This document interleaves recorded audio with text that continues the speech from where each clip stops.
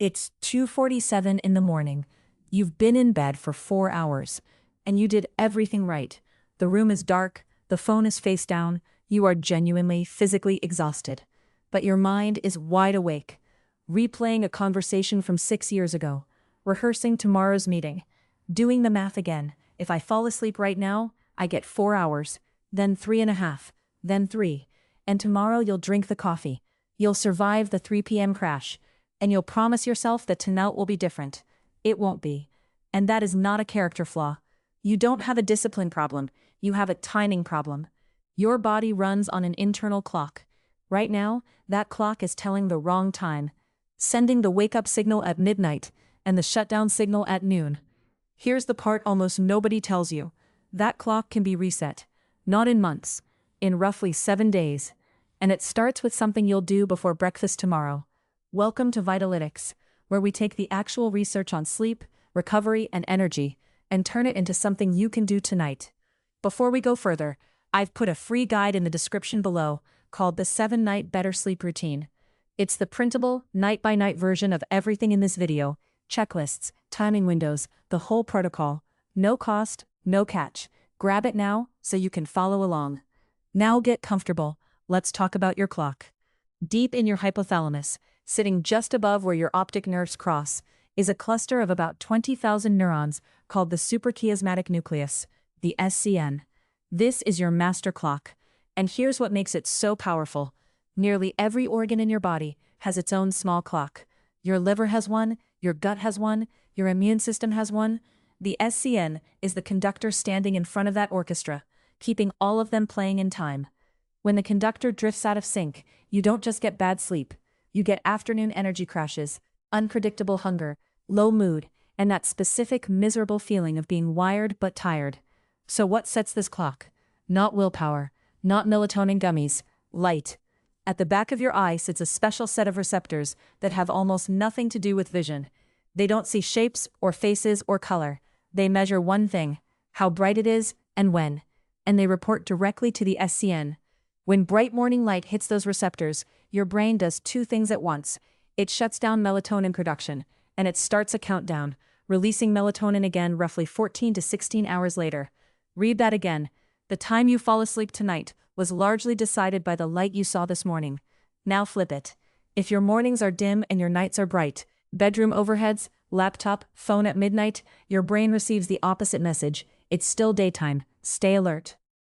Melatonin gets pushed back by hours, and cortisol, which is supposed to peak shortly after you wake, starts spiking at 2 a.m. instead. That is the 2:47 feeling. It isn't anxiety failing you, it's a hormone arriving on the wrong shift. And this matters far beyond feeling rested. Think of your brain like a computer clearing its cache. During deep sleep, channels around your brain cells widen, and fluid flushes through, carrying out metabolic waste built up during the day. Skip that window night after night, and the cache never clears. That's the brain fog. That's the short fuse. Good news. This system is remarkably responsive. Give it the right signals in the right order, and it re-anchors fast. 3 steps. Start tonight. Finish the first one tomorrow morning. Step 1. 1 wake time and 10 minutes of outdoor light. Pick a single wake time. Every day for 7 days, including the weekend. This is the non-negotiable one, because a 2-hour weekend sleep-in shifts your clock roughly as much as flying to another time zone. Then, within the first hour of waking, get outside for 10 to 15 minutes. Not by a window. Outside. Here's why that distinction matters so much. A bright indoor room delivers a few hundred lux. An overcast morning outdoors still delivers over 10,000. Your clock barely registers indoor light. Cloudy day, cold day, still go. Just don't wear sunglasses for those 10 minutes, and never look directly at the sun. Step 2. 90 minutes of dim. 90 minutes before your target bedtime, kill the overhead lights. All of them. Switch to lamps and get them below eye level. Light coming from above hits your retina the way the midday sun does. Light from below reads as firelight. Screens reduce brightness, warm the color temperature, and increase your distance from them. If you take one thing from this step, take this. It is far more about how much light than which device. Step 3. Cool the body, close the kitchen. To fall asleep, your core body temperature needs to drop by 1 to 2 degrees. So help it. Set the bedroom to the mid-60s. Then, 60 to 90 minutes before bed, take a warm shower, which sounds backwards until you know the mechanism.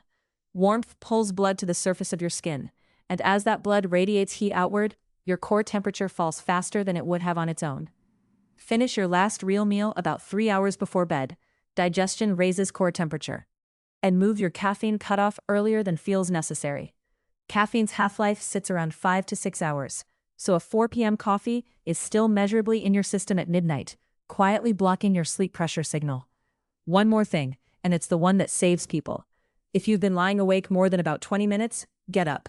Go to another dim room, do something boring and analog, and come back when you feel heavy. Lying in bed frustrated teaches your brain that the bed is where you stay alert. Don't let it learn that. Set expectations honestly. Nights 1 and 2 are usually the hardest. You're waking earlier without yet falling asleep earlier. By nights 3 and 4, mornings get noticeably easier.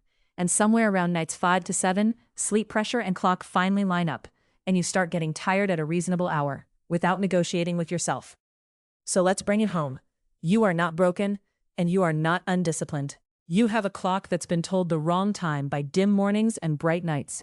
3 levers: light in the morning, dark in the evening, cool at night. 1 fixed wake time, holding all 3 in place. 7 days, and a genuine note of care. If you've been struggling with sleep for more than 3 months, or if you snore heavily and wake up unrefreshed no matter how long you're in bed, please talk to a doctor.